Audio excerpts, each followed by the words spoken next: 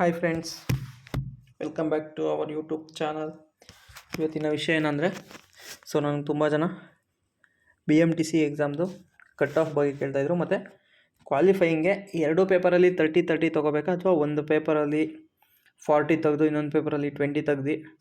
ಅದೇ for example GK ಪೇಪರಲ್ಲಿ ಎಲ್ಲರೂ ಆರಾಮಾಗಿ 50 ಕ್ರಾಸ್ ಮಾಡ್ತಾರೆ. ಬಟ್ ಕಮ್ಯುನಿಕೇಷನ್ನು ಸ್ವಲ್ಪ ಜನಕ್ಕೆ ಟಫ್ ಅನಿಸುತ್ತೆ. ಸೊ ಅದರಲ್ಲಿ ಕೆಲವ್ರದ್ದು ಒಂದು 20 ಬಂದಿರುತ್ತೆ, 25 ಬಂದಿರುತ್ತೆ. ಸೊ ಮಿನಿಮಮ್ 30 ಮಾರ್ಕ್ಸ್ ಅಂತ ಇದೆ ಹೇಳಿದಾರಲ್ಲ, ಅದ್ರ ಬಗ್ಗೆ ಕೇಳ್ತಾಯಿದ್ರು. ಸೊ ಅದರ ಬಗ್ಗೆ ಈ ವಿಡಿಯೋದಲ್ಲಿ ಕ್ಲಾರಿಟಿ ಕೊಡ್ತೀನಿ.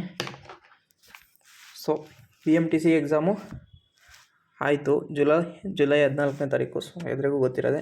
ಸೊ ಯಾರ್ಯಾರೆಲ್ಲ GKಯಲ್ಲಿ ಒಂದು 70, ಕಮ್ಯುನಿಕೇಷನಲ್ಲಿ ಒಂದು 70, ಟೋಟಲ್ 140 ಯಾರ್ದಾದರೂ ಆಗಿದ್ರೆ, ಸೊ ನಿಮ್ಮದು PUC ಪರ್ಸೆಂಟೇಜ್ ಎಷ್ಟೇ ಇದ್ರೂ ಪರವಾಗಿ ಮ್ಯಾಟ್ರ್ ಆಗೋಲ್ಲ. ಸೊ ನೀವು ಆರಾಮಾಗಿ ಸೆಲೆಕ್ಟ್ ಆಗ್ತೀರಾ. ಏಕೆಂದರೆ 220 ಪೋಸ್ಟ್ ಇದೆ HKಗೆ. ಸೊ ಎಕ್ಸಾಮ್ ಬರೆದಿರೋದು ಕಡಿಮೆನೇ, ಒಂದು 2,000-3,000 ಸಾವಿರ ಬರೆದಿರ್ಬೋದು. ಸೊ ಕ್ವಶನ್ ಪೇಪರು ಈಸಿ ಇತ್ತು. ಅಂದರೆ GK ಪೇಪರು ಆರಾಮಾಗೆ 70 to 80 ಮಾಡ್ಬೋದಿತ್ತು.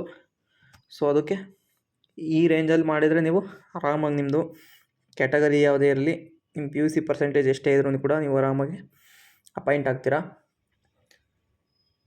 ಮತ್ತು ಫಾರ್ ಎಕ್ಸಾಂಪಲ್ ನಿಮ್ಮದು ಒಂದು GKಲಿ ಒಂದು 80 ಆಗುತ್ತೆ ಅಂದ್ಕೊಳ್ಳಿ, ಕಮ್ಯುನಿಕೇಷನಲ್ಲಿ 25 ಆದರೂ ಕೂಡ, ಸೊ ನಿಮಗೆ ನಿಮ್ಮ ಕ್ಯಾಟಗರಿಲಿ ಯಾರೂ ಇಲ್ಲ ಅಂದರೆ ಆಯಿತಾ 105 ಆಗುತ್ತೆ. ನೀವು ಕೂಡ ಅಪಾಯಿಂಟ್ ಆಗ್ತೀರಾ. ಇನ್ ಕೇಸ್ ಕಟ್ ಆಫ್ ಕಮ್ಮಿ ನಿಂತ್ಕೊಂಡ್ರೆ ಆಯಿತಾ, ನೀವು ಅಲ್ಲಿ ಟೋಟಲ್ ಹೇಳಿರೋದು 200ಗೆ 30% ಅಂತ, ಟೋಟಲ್ 2 ಕ್ವಶನ್ ಪೇಪರಿಂದ ಸೇರಿ 60 ಆಗಬೇಕಂತ. ಸೊ ಇದು ತುಂಬ ಜನದ ಡೌಟ್ ಆಗಿತ್ತು. ಐ ಥಿಂಕ್ ನಿಮ್ಮ ಈ ಡೌಟ್ ಕ್ಲಿಯರ್ ಆಗಿದೆ ಅಂದ್ಕೊಂಡಿದ್ದೀನಿ.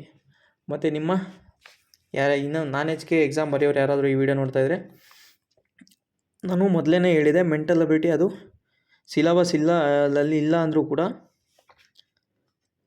ಕೊಡ್ತಾರೆ ಅಂತ. ಸೊ ಅದಕ್ಕೋಸ್ಕರ ಮೆಂಟಲ್ ಅಬಿಲಿಟಿ ಮತ್ತು ಸೈನ್ಸು ಸಿಲಬಸ್ ಇಲ್ಲಿ ಇಲ್ಲ ಅಂತ ತುಂಬ ಜನ ನೆಗ್ಲೆಕ್ಟ್ ಮಾಡಿದರು. ಸೊ ಅವರು ಇನ್ನೂ ಟೈಮ್ ಇದೆ, ಇನ್ನೂ ಸೆಪ್ಟೆಂಬರ್ 1, ಇನ್ನೂ ನಿಮಗೆ 2 months 1 month ಟೈಮ್ ಇದೆ, ಇನ್ನು 30 days ಮೇಲೆ ಟೈಮ್ ಇದೆ. ಸೊ ನೀವು ಆದಷ್ಟು ಕವರ್ ಮಾಡಿ. ಮೆಂಟಲ್ ಅಬಿಲಿಟಿ ಇವಾಗ ಈ HK ಪೇಪರಲ್ಲಿ ಯಾವ ಥರ ಕೊಟ್ಟಿದ್ದೀನೋ, ಸೊ ಅದೇ ಮೆಥಡ್ ಇರುತ್ತೆ. ಬಟ್ಟು ನಂಬರ್ಸ್ ಚೇಂಜ್ ಇರುತ್ತೆ, ಆ ಥರ ಕೇಳೋ ಚಾನ್ಸಸ್ ತುಂಬ ಇರುತ್ತೆ. ಸೊ ಅದಕ್ಕೋಸ್ಕರ ಯಾವ್ಯಾವ ಮೆಥಡಲ್ಲಿ ಕೇಳಿದ್ದಾನೆ ಅನ್ನೋದನ್ನ ನೋಡ್ಕೊಳ್ಳಿ. ಮತ್ತು ಈ 2 ಎಕ್ಸಾಮ್ ಆಯ್ತಲ್ಲ, 13ನೇ ತಾರೀಕು ಮತ್ತು 14ನೇ ತಾರೀಕು, ಆ 2 ಪೇಪರ್ನೂ ಕೂಡ ಸೂಕ್ಷ್ಮವಾಗಿ ಗಮನಿಸಿ. ಕರೆಂಟ್ ಅಫೇರ್ಸು ನೀವು ನೋಡ್ಬೋದು, ಲಾಸ್ಟ್ 1 week ಬ್ಯಾಕ್ ನಡೆದಿರೋದೆಲ್ಲ. ಸೊ ಕೇಳಿದ್ದಾರೆ ಅಂದರೆ ಕ್ವಶನ್ ಪೇಪರು ಇನ್ನು 2 to 3 days ಇರುವಾಗ ಪ್ರಿಂಟ್ ಆಗುತ್ತೆ ಅನ್ನೋದು ಕ್ಲಿಯರ್ ಆಗಿದೆ ಆಯಿತಾ. KEAದವರು ಅಡ್ವಾನ್ಸ್ ಕ್ವಶನ್ ಪೇಪರ್ ಪ್ರಿಂಟ್ ಮಾಡಲ್ಲ ಅನ್ನೋದು ಗೊತ್ತಾಗಿದೆ.